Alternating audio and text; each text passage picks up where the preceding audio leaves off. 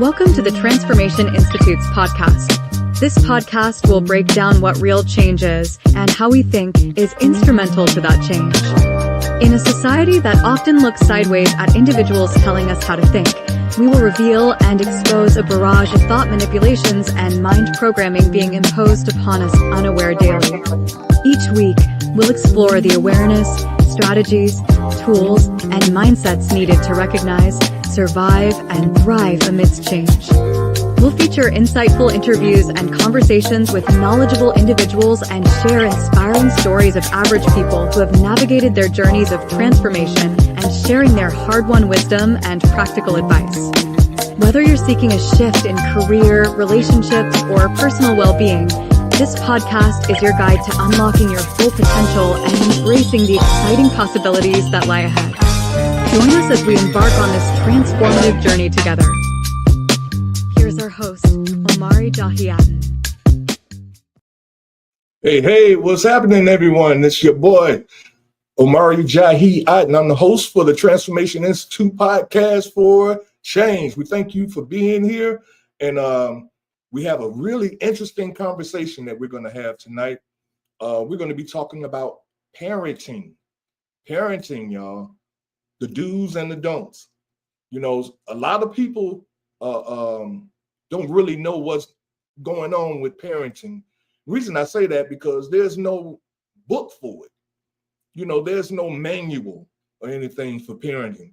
When you become a parent, you basically at the bottom level, at scratch, and you got to figure this stuff out as you go.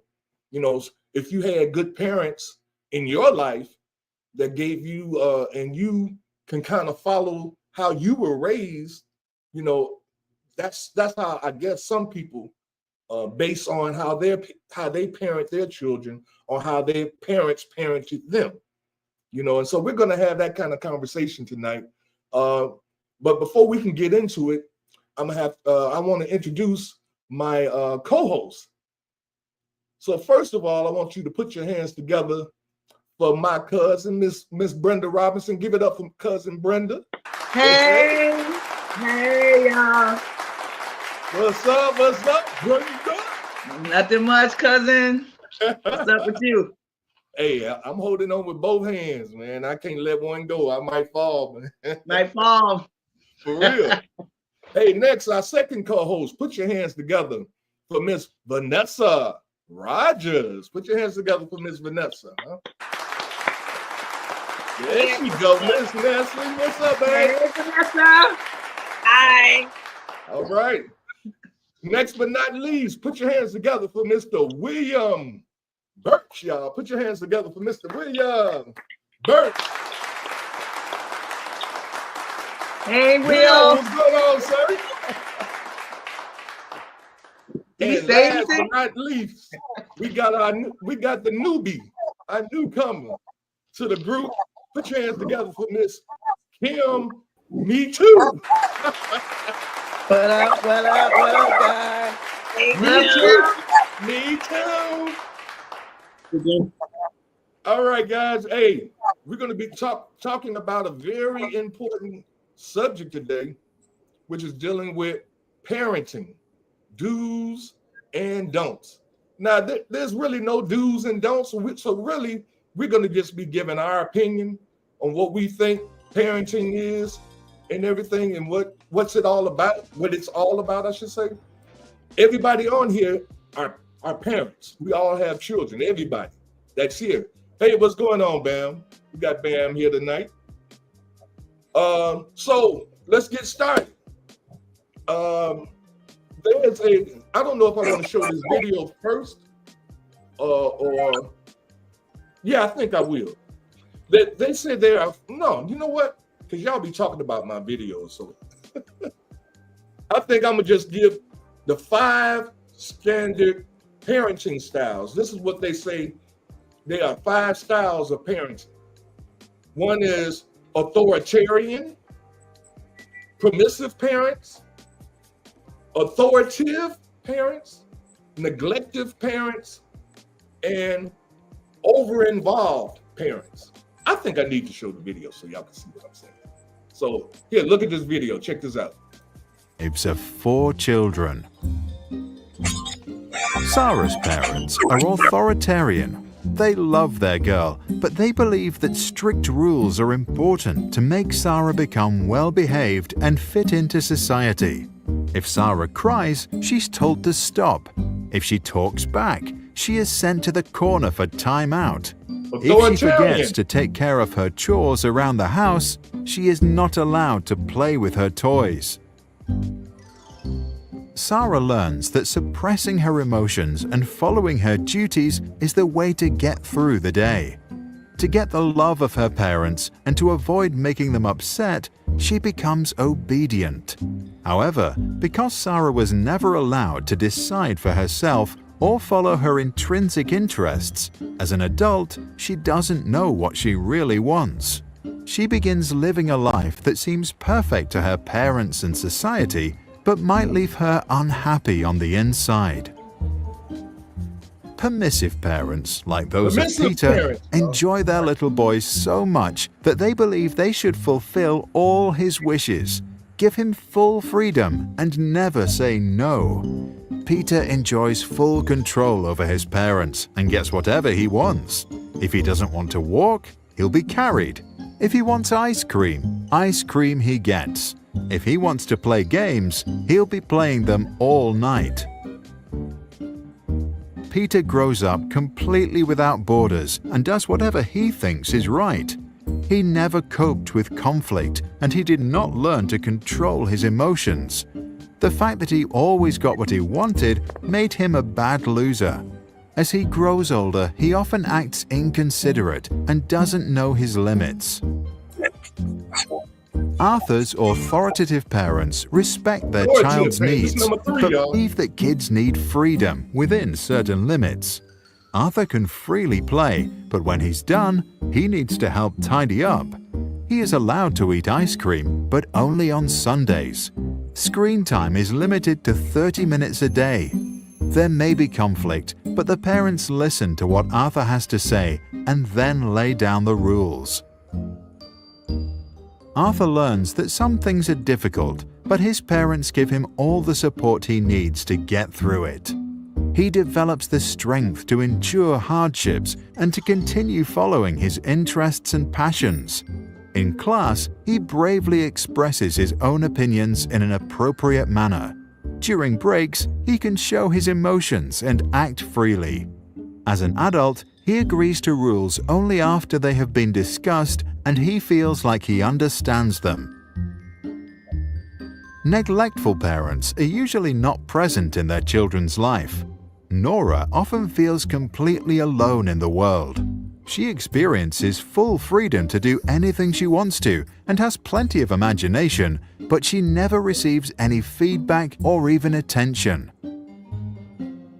Nora realizes that it doesn't matter what she does because no one cares anyway. The lack of attention leads to a lack of trust in herself and others. She becomes insecurely attached, unable to form healthy relationships, and develops a negative image of herself. To stop feeling unworthy of love, she tries not to feel anything at all. In recent years, over-involved parents who are present in every aspect of their child's life are often referred to as the fifth style. These parents are also known as snowplows, removing obstacles out of their kids' path, or helicopter parents who hover about and micromanage every aspect of their child's life. Since they won't let their children do anything alone, the children can't learn to overcome challenges by themselves. Research infers that these children don't like to solve difficult problems, lack perseverance, and may even procrastinate in protest when something requires a lot of effort. All right, y'all, that's the 5. Authoritarian, permissive, authoritative parents, negative parents, and involved parents. Now, I know we were looking at this earlier, and Will said he was the last one. Speak to that, Will. Why would that make you? Why would you consider yourself that kind of parent? Simply because in my favorite rapper's terms, I did it so she don't have to do it. You know, things that I went through, I don't want her to have to go through. So if I can find an easier path for her to meet her goals, I want to provide that path for her. And I don't want her to run into walls that I ran into growing up. So, I mean, but not, is that a good thing? Because according to what they were saying, it's like when you raise a child like that, they really never understand how to solve problems for themselves. That's true, because we got that problem now. And she acknowledged it. She brought it to us when she graduated from college. She came home and told us that we didn't let her bump her head or figure things out on her own. So she feels like she's handicapped in some ways. So we're doing a better job now of kind of releasing, you know, the realm a little bit so that she can do things on her own. But I kind of stay closely near her and keep my ear to the grindstone to see if I need to jump in any way. But that's just who I am, because I don't want to have it hard. I had it hard. But I mean, sometimes it's hard is good. Wouldn't you think? Hard would be good, because I mean, I had it hard. You know, well, no, I ain't have it that hard. Actually, I felt like I was a prisoner in my house when I was growing up, because there was so much stuff. So I guess my mother, she raised us. My father was at work, and so my mother was a very authoritarian kind of parent. You know, if you didn't follow the rules, you know, you got a butt whooping, or you know, it wasn't no punishment. It wasn't no what they call it now, time out. Wasn't no time out. You know, you got your butt whooped, and you got put on punishment.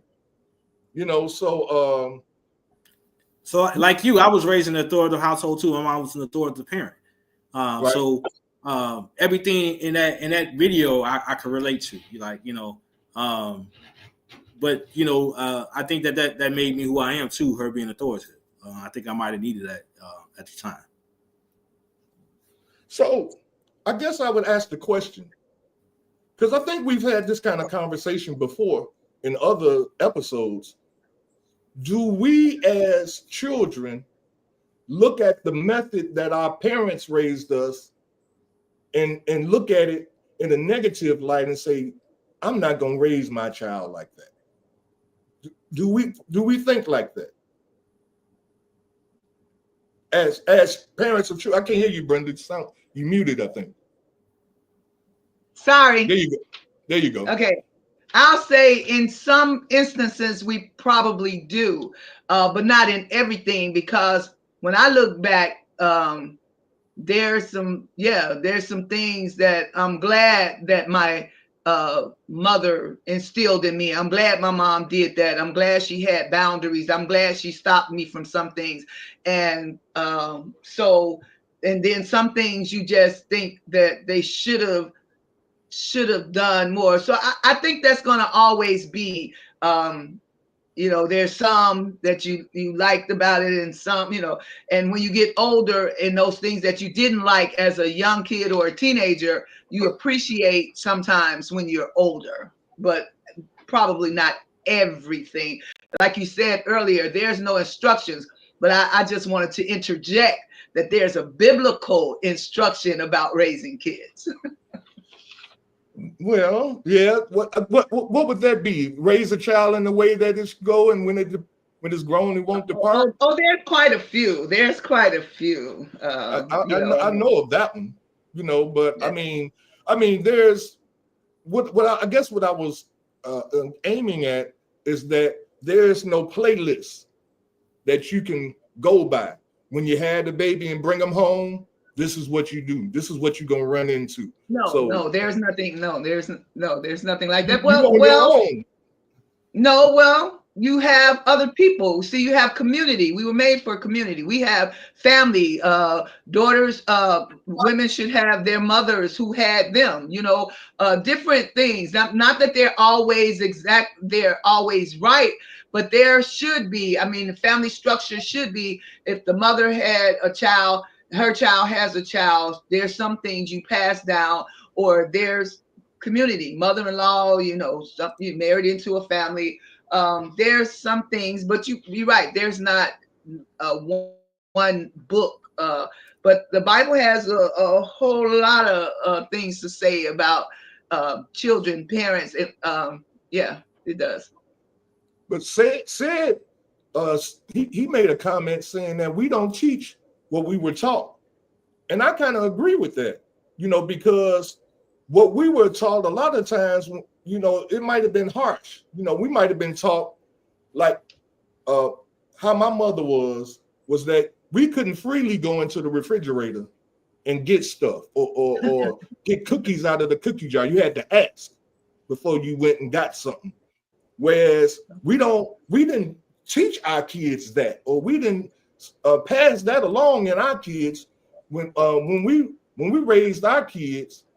We let them go in the refrigerator and get what they want to. Well, some of us, I can't say everybody because I ain't in everybody's house, but if we're not teaching what our parents taught us, then don't things get worse? Because we didn't turn out bad. We might not have liked how our parents raised us and everything, but we didn't turn out bad. So if we take away from the formula that our parents used in order to raise us, aren't we making our society worse? I think there's a reason for that. As said, we don't always, do to our children what was done to us.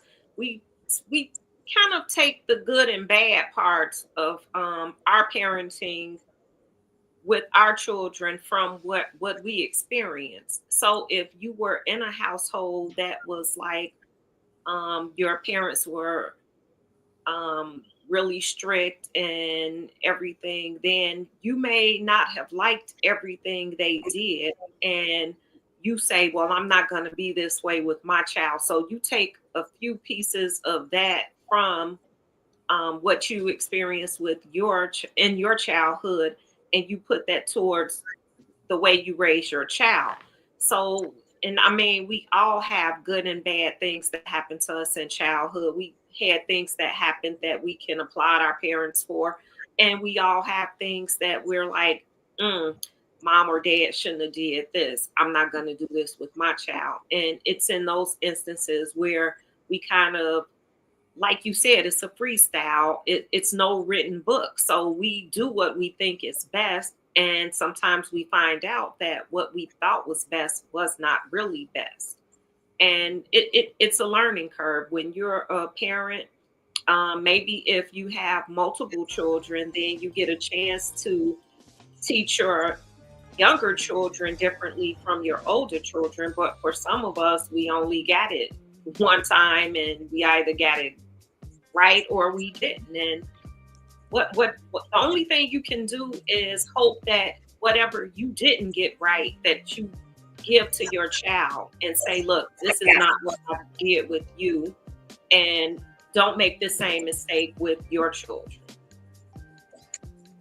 Well, it's like, again, I agree with what you guys are saying, but it's like I didn't realize that what my mother was doing, I thought she was just being mean. I thought she was being hateful with us. But in actuality, she was, because of the world that we live in, she was trying to protect us from it. And she kept us in the house, and we had to play in the backyard, and we only had to play on the front. We couldn't go past this tree and that tree and this and that and other, so she could look out the window. She had to be able to see us.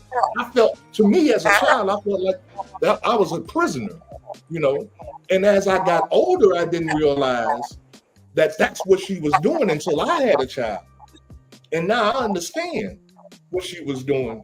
you know. But now the thing is, will I take that kind of teaching? Now with my child, I didn't keep my child locked up like that, you know, because I understood how it affected me. And I think that's what you were saying, Vanessa. And there's no blueprint for it, but shouldn't there be a blueprint?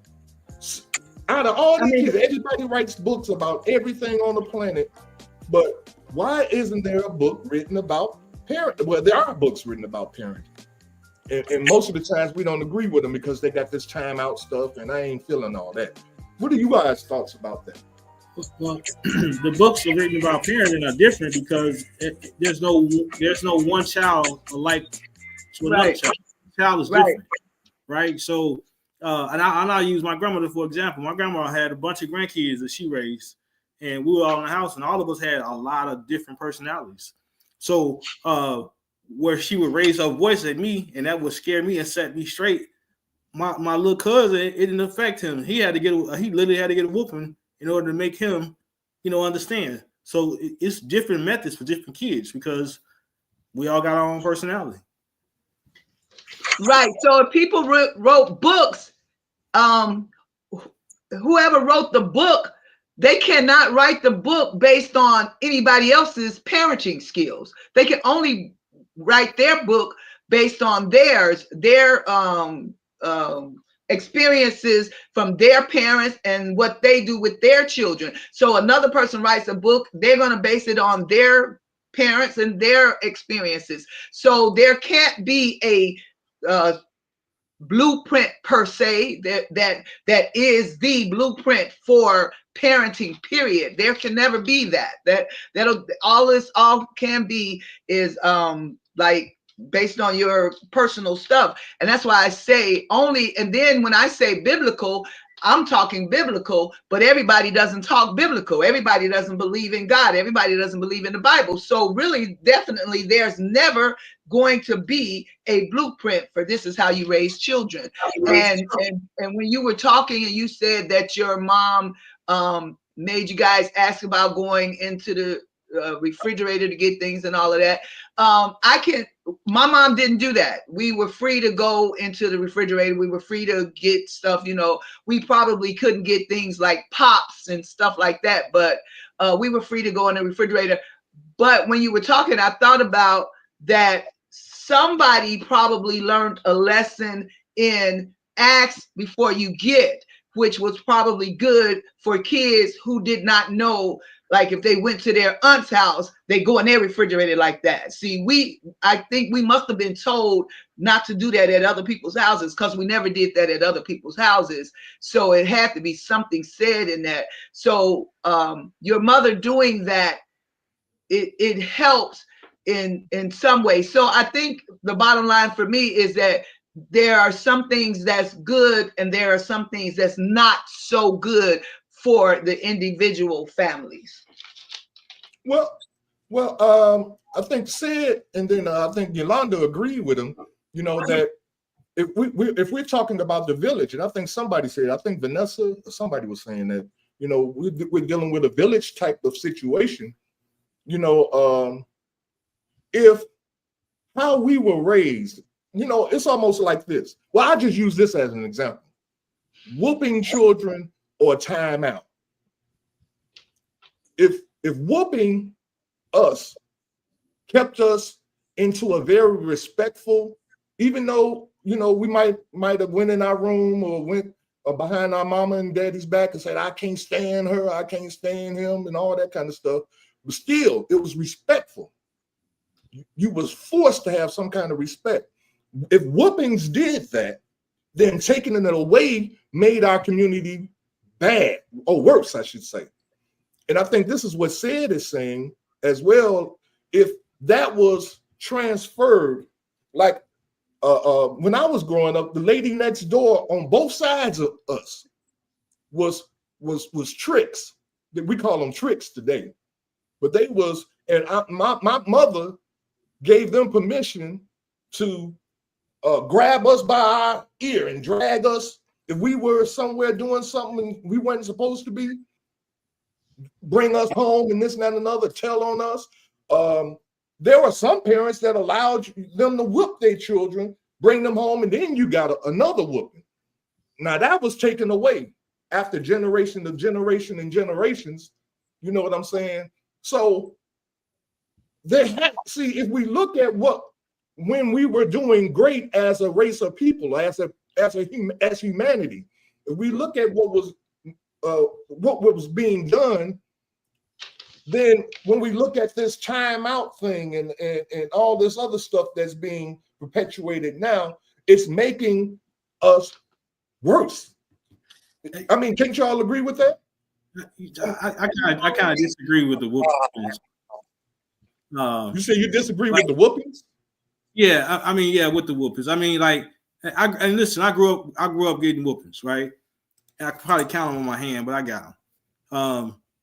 I didn't whoop my daughter. I didn't agree with that. I think there goes again. It depends on the kid. I had a report of my daughter where I can talk to her and she understood clearly what I was saying. I had a report of my daughter that I can look at her from across the room and she knew to stop doing whatever she was doing that was inappropriate or whatever.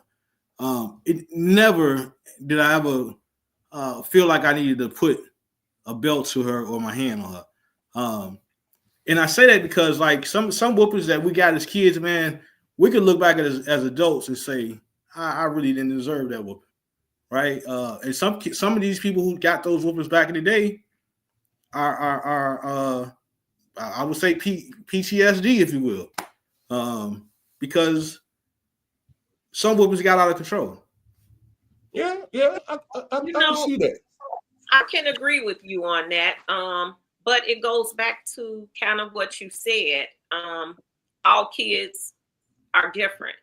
So just as you said, you sometimes could get a whooping from your grandma and you fall back and fall into place. Your cousin may not have been the same and your cousin required something different. And it all goes back to you still did what you were taught, even if you're not thinking about it fully. You still were, because when we were growing up, your parents could give you that look. My mother would be like, and I knew, go sit your butt down, shut up, whatever you're doing, stop it. Some kids, not so much. But it goes back to the parenting, because you did pick that up from your grandparents, whether you knew it or not, or thought you were doing something different. It's like they said, and Yolanda and Tyrone touched on it, it's about that village aspect. We got away from thinking that we all needed each other, because at some point, don't touch my child, don't you say nothing to my child. And nowadays, you see it with those children that fruit didn't fall far from the tree, because sometimes you see the child misbehave and then you ask them, hey, go get your parent. And when the parent comes, you just like, oh my God, I see it. I understand. Let me just pray for this child, because the parent acts a fool too. So now what? Mm-hmm. Yeah. I mean, well, when I was growing up, I mean, I hear a lot of people talk about the neighbors next door whipped you. In reality, in my reality, nobody ever whooped me. No other neighbor ever whooped me. Some neighbors said something to me, maybe, and not even harshly, but if they saw me doing something, they said, you know, your mama wouldn't let you do that, or they'll say something like that.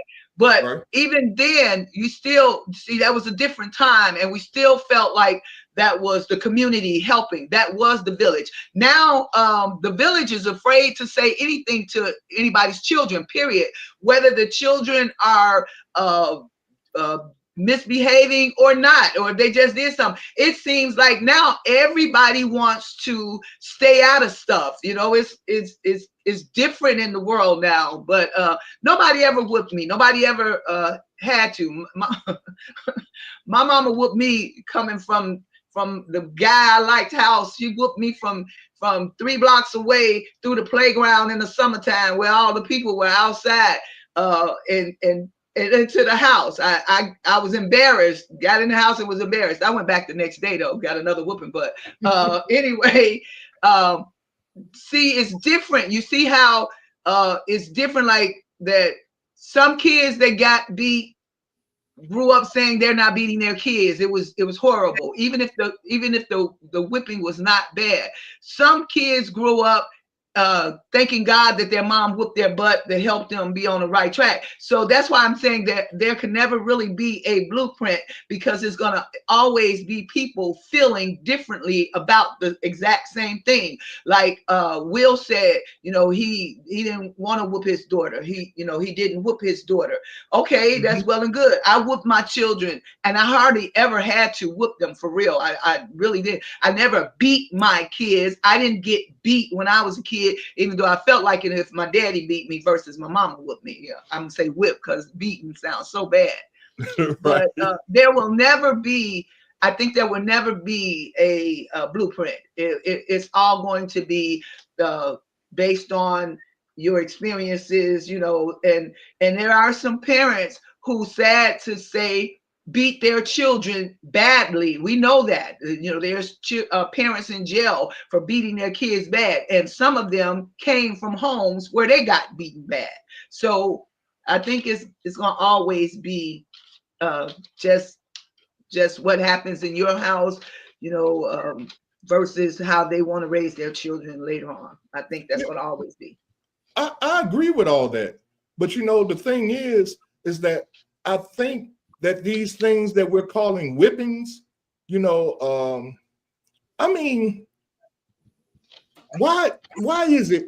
Because I remember there was a time where we'd be in the store and these white kids be acting up, cussing their parents out and everything. F you, this, that, and another, and we'd be standing there and looking at our kids and be like, I wish you would act like that. But now all of a sudden, all these laws, there's a law that's been put out saying that you can't whoop your kids, but as who was that? I think that was said something, but the police can. You know what I'm saying? If you don't whoop them and get them in line and teach them how to act right and be right, when you go in people's house, you sit down, there's certain things how you're supposed to conduct yourself. And if we aren't teaching our kids these things, then we can't blame them for how they are. How they say the apple don't fall too far from the tree.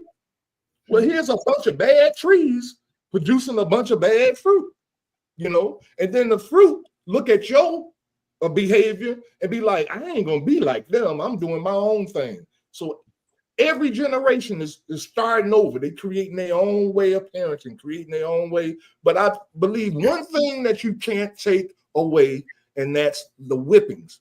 Now, like somebody else said this, I think that was Will. He was saying his cousin needed to be beat.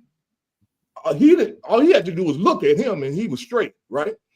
So there are a lot of tools in the tool belt.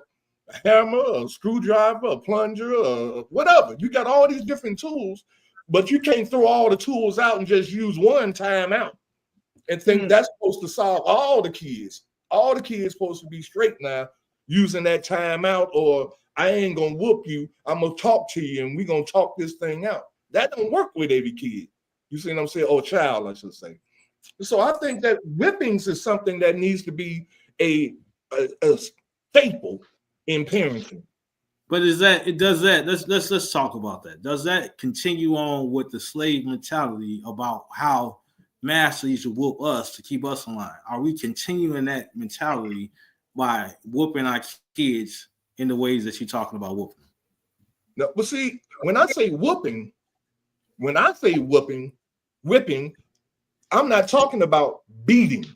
There's a difference between whipping. Like I whoop my son with my hand on his naked butt with my hand. That's a different situation, though. I consider that a spanking when you just give like 2-3 whacks. That's what I'm talking about. Spanking.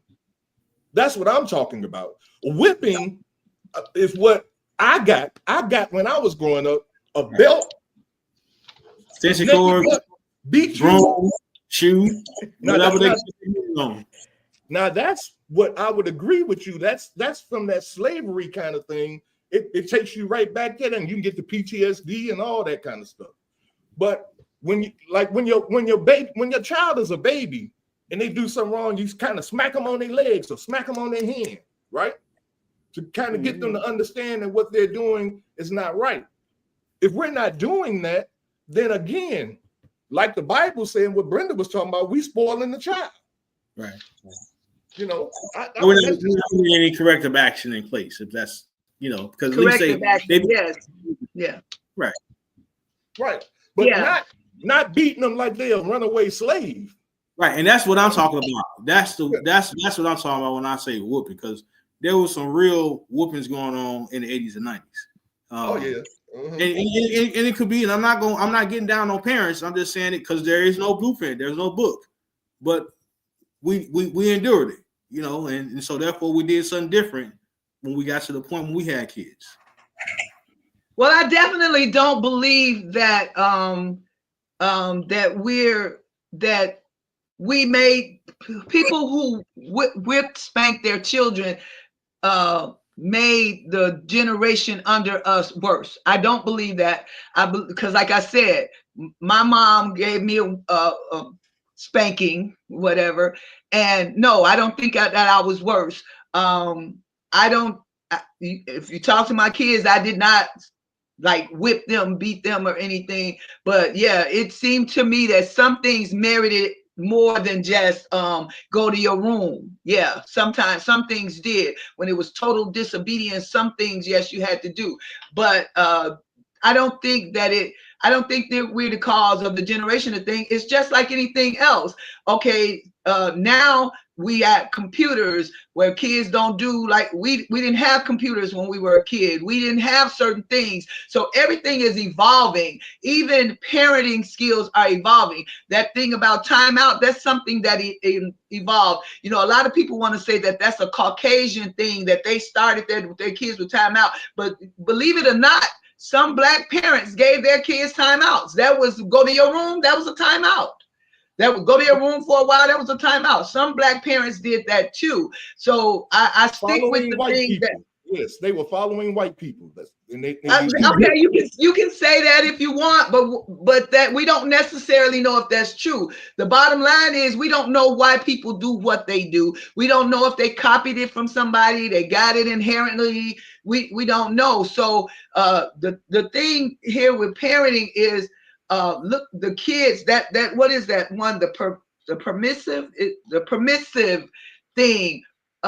Some of those parents who says I'm not going to whip my kid, they, to me, the ones I've seen, because I'm never putting everybody in a category, but those parents who don't whip their kids, don't discipline them, don't do anything, that's part of the problem. Those that neglect them, whatever that name for that one, neglective parents, the neglective parent, all of that stuff is part of it. But even some of those kids who got spanked and not got beaten, some of those kids, according to what else was going on in their lives, came up with some problems, some things in their head, some stuff they hated. You know, remember Black in our communities, we didn't hear about kids killing their parents. Remember? That started. Why did they start? Maybe from some beatings or something, maybe some animosity they had, you know. So things evolved and changed. I'm still hopeful today that that we can get a handle on these things. I mean, this subject could be really big, and it's important because so much has changed. Children do not respect adults anymore. Kids walk up on the porch you be sitting on talking to their parents, and kids walk up and they don't speak. And I got children. My baby girl is 40 years old. They'll tell you today, if I don't hear them say anything when we step up on somebody's presence, if I don't hear them say anything, I look at them and I go, "Did you speak?" And they be like, "Dad, why I didn't speak? You still asking us if we speak? We still doing that?" I still do that today. I mean, that's manners. Yes, that's manners, and you have to teach your kids that stuff. You have to teach them, and it's a lot of parents.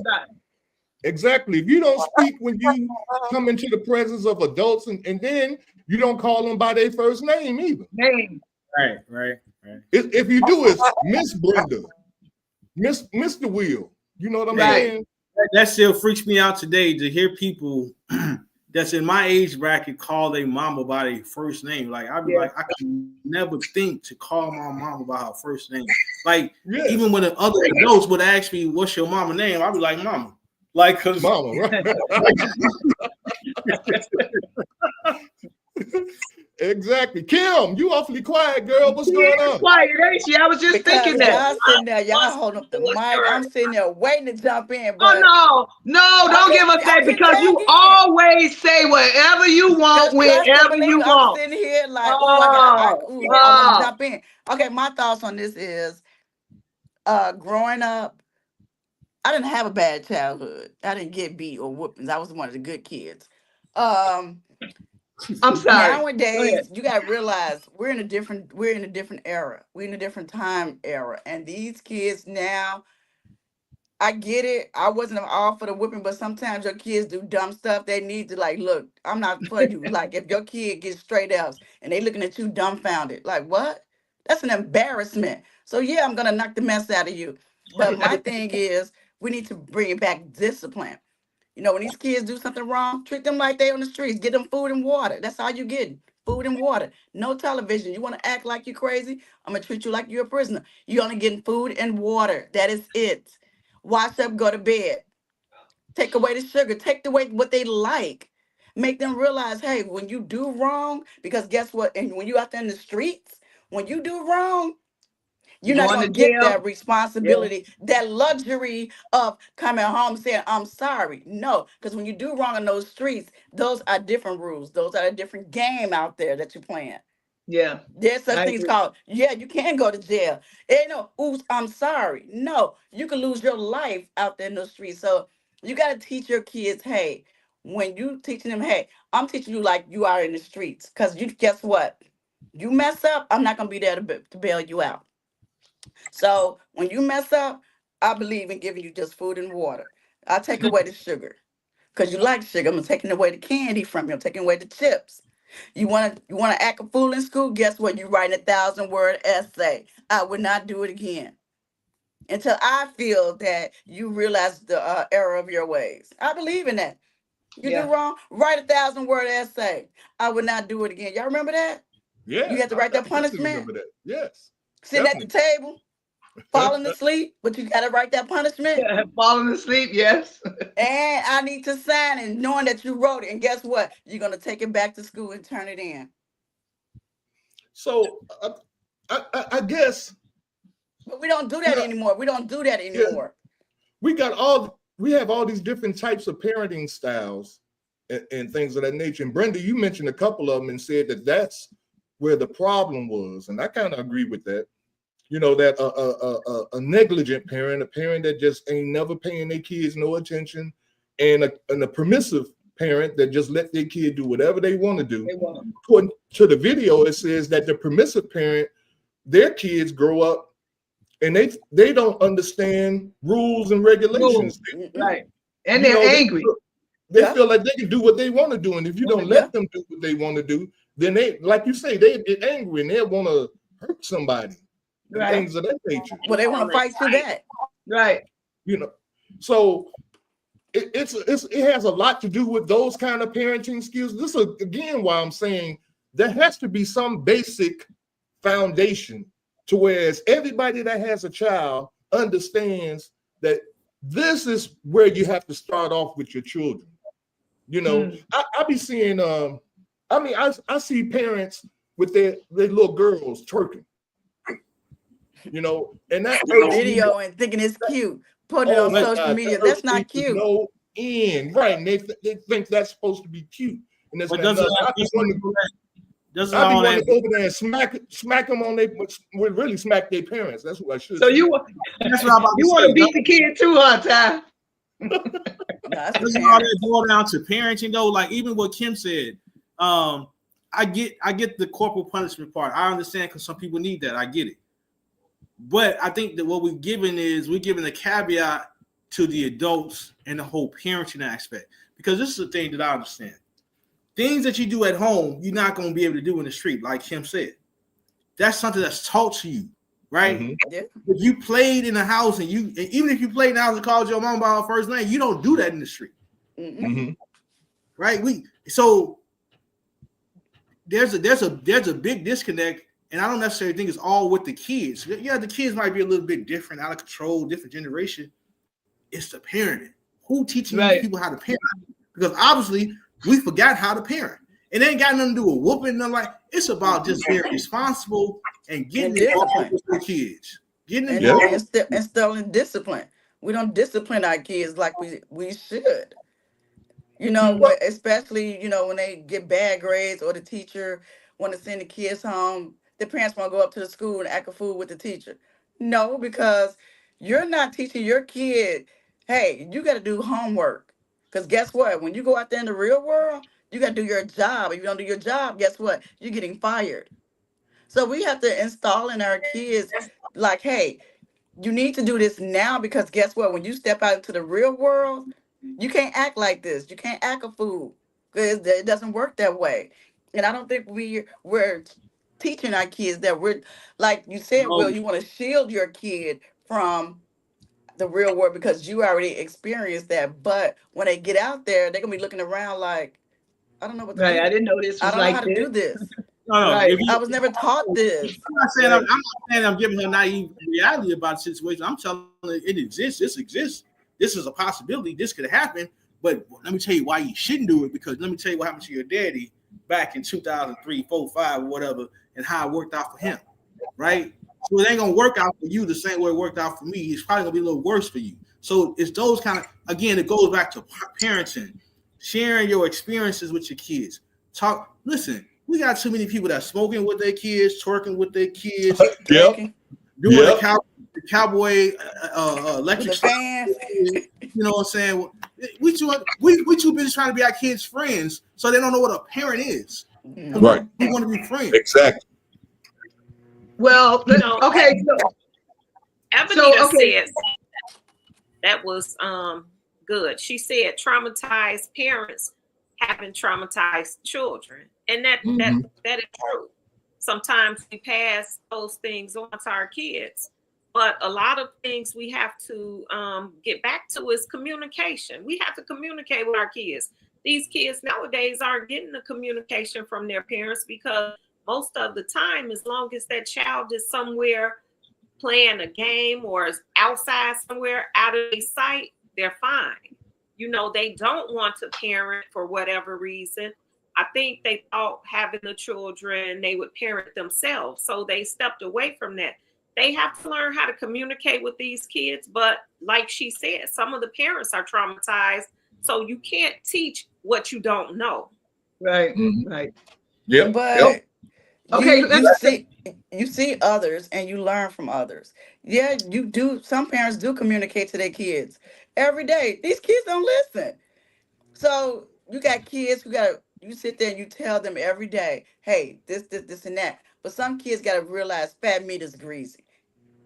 And those are the kids who, parents talk them everything. What is fat meat is greasy? Tell a kid that. These kids gotta learn tell a kid that in this year in 2025. In 2025, tell a kid fat meat is greasy. They gonna look at you and laugh and walk away. The problem is these kids. They're gonna find out. They're gonna F around and find out. They're never gonna understand what fat meat is greasy is, though. But I mean, I understand what you're saying.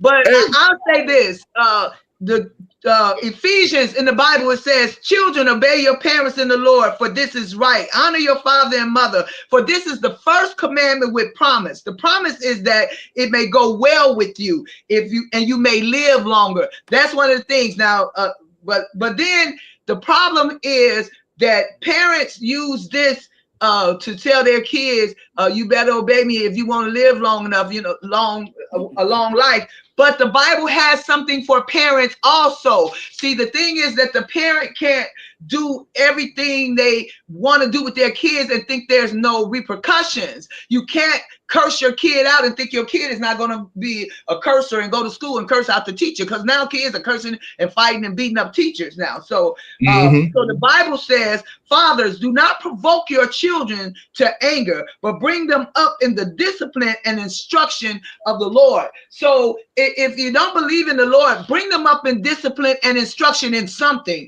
If you don't believe there is a God or anything that's over us or that's going to guide us or anything like that, because a lot of people don't, have something that you got to help make your kids better. I feel like this, and the Bible says this. I'm paraphrasing it. My daughter uses it all the time. She says, the Bible says something about a person that doesn't chasing their kids don't love them. My daughter always walk around saying, oh, when she sees somebody that's letting their kids do everything, oh, they don't love their kid. They don't love them, because when you love them, like Will said, she said it earlier. She's on here. She said it. Oh, I'm sorry. She on there. Because when you, like Will said, he's trying his thing out of not beating his daughter or trying to tell her or give her, his experiences, is because he loves her.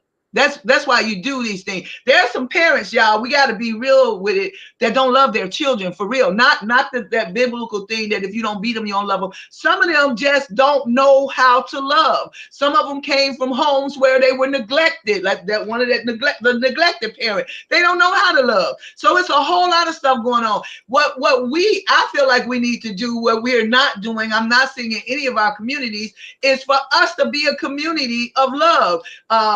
Talk to your neighbors. People don't do that a lot anymore. They're not neighborly no more. Speak to the kids. Talk to kids when you out in I speak to everybody I see, just because you don't they're know. In their phones, not looking up to you. So what? You're not in your phone. They're in their phone. We can change the trajectory of stuff. Speak to them while they're in their phones. Say things to see. Like I told y'all before, in my family, I could get my grandkids do me like this. Oh.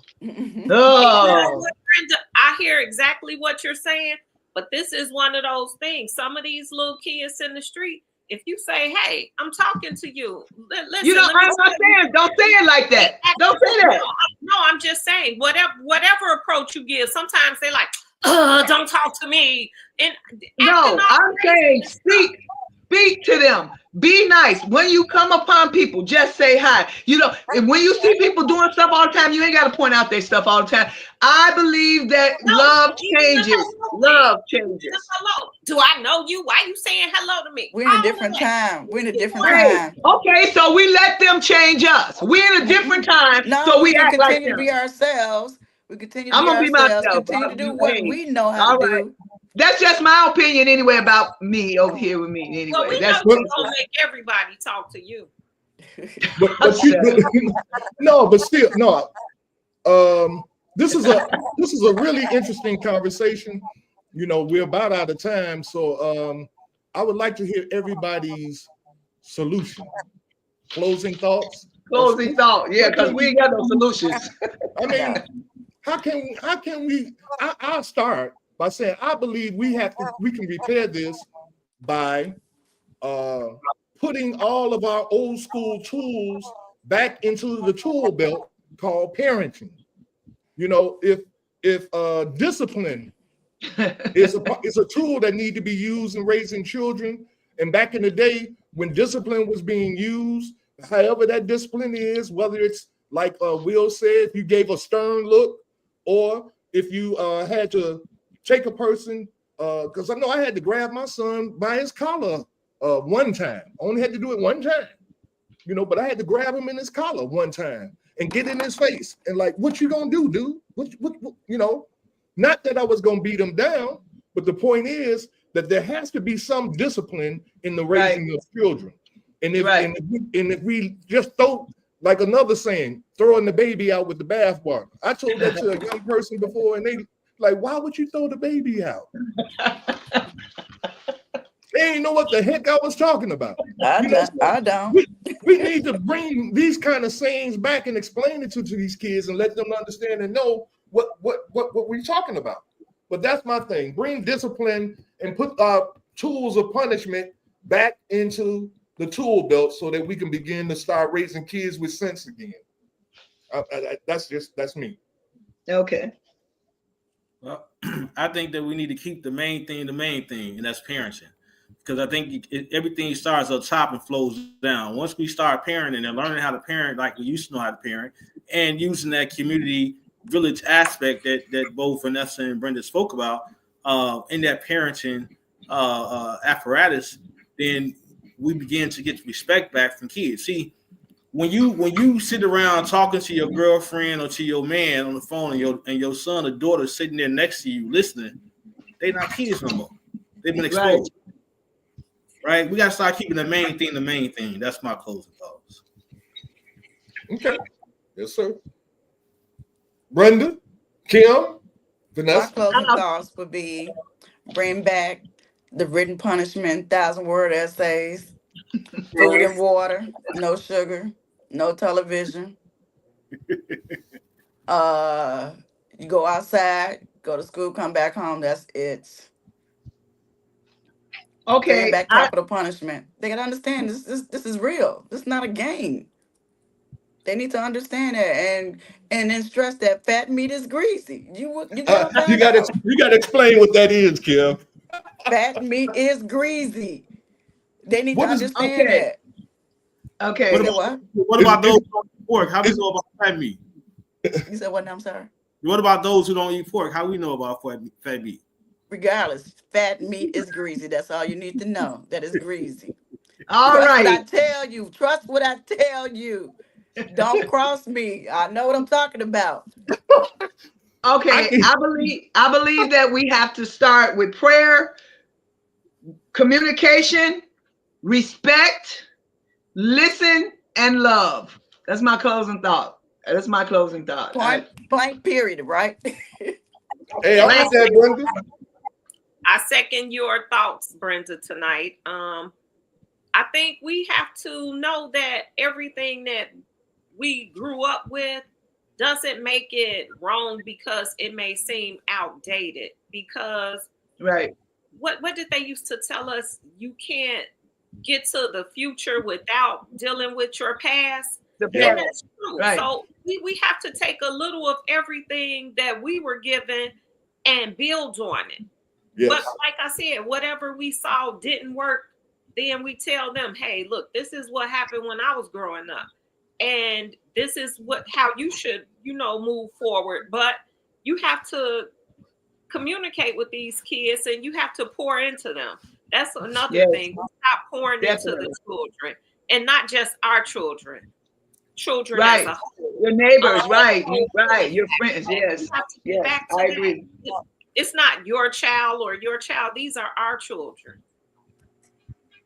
And you know why that is? Because our children are going to meet up with your children. We can't just pour into our children alone, because our children are going to go out there with other kids. If you just talk to your child and never talk to another kid, you won't know what your children are dealing with out there. So yeah, we can't say me, my four and no more. We can't do that. We just definitely can't. Because I know I definitely my son friends are my sons.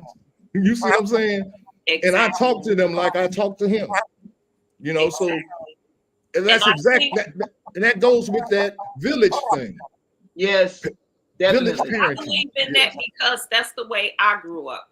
My mother was my friend's mother when they were at my house. Yeah. Sometimes my friends would have deeper conversations with my mother than I would. Yeah. And I'd be sitting there like, shut up, because you're going to make her start asking me this stuff. But she made them comfortable enough to feel that way. And that's how it should be. That's how it should be. All right. Well, guys, I thank you all for a very intelligent and even spiritual conversation about parenting. I hope that we had some people on making some interesting comments. We thank you guys for being on. Every one of you all that were on tonight making your comments. Next Thursday night, we'll be discussing cell phone addiction. That's going to be our subject for next Thursday night. Cell phone addiction. Has it become a problem? And I'm saying that because I've done a test. Whenever I'm driving, I stop at a stoplight, I look behind me to see if the person behind me is on their phone, and I haven't seen that one time where they weren't. That's a problem, you know. So we're gonna have a discussion about that next week, you guys. So I thank you all for being on. Cousin Brenda, love you. Vanessa, love you, Kim, my man Will. We see you guys next week. Until then, peace. We out of here. Peace. All right. Thanks for supporting our podcast. We look forward to seeing you next Saturday. Until then, strive for a peaceful mind. Your activity will reflect that peace.